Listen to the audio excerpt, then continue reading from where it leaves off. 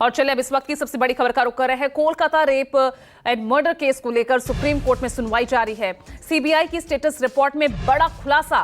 Case में लीपापोती की कोशिश हुई, मौकाए वारदात पर छेड़छाड़ की गई। सीजीआई ने पूछा क्या आरोपी का टेस्ट हुआ। हैरानी की बात कि पोस्टमार्टम के बाद एफआईआर हुई, ये सुप्रीम कोर्ट ने कहा। अस्पताल ने पुलिस को देर से सूचना क्यों दी।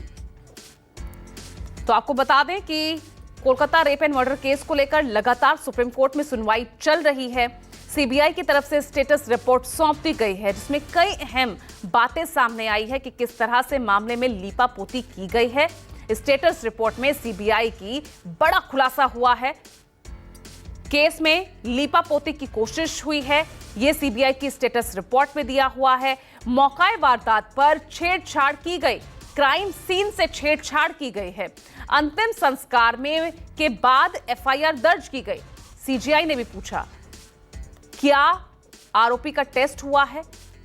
ये तमाम बातें फिलहाल सुनवाई चल रही है। स्टेटस रिपोर्ट सीबीआई ने अपनी सौंप दी है, लेकिन बड़ा खुलासा हुआ है जो स्टेटस रिपोर्ट सीबीआई की तरफ से दी गई है।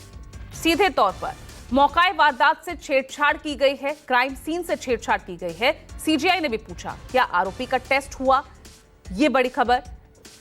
और आखिर पुलिस को देर से सूचना क्यों दी गई।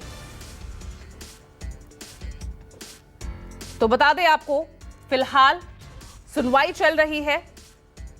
सीबीआई ने अपनी स्टेटस रिपोर्ट सौंप दी है और उसी को लेकर फिलहाल यहां दलीलें रखी जा रही हैं।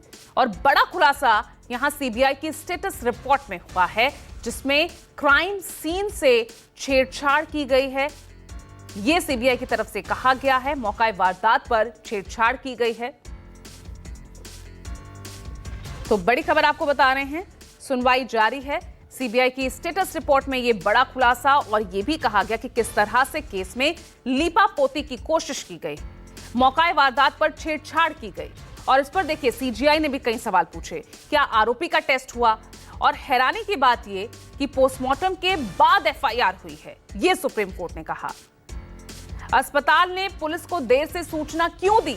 ये तमाम सवाल सुप्रीम कोर्ट की तरफ से खड़े किए गए। जिस तरह से कार्रवाई में देरी हुई, एफआईआर दर्ज करने में देरी हुई, ये तमाम सवाल सुप्रीम कोर्ट की तरफ से पूछे गए।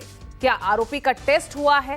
और सबसे बड़ी हैरानी की बात कि पोस्टमार्टम के बाद एफआईआर इस मामले में दर्ज हुई है।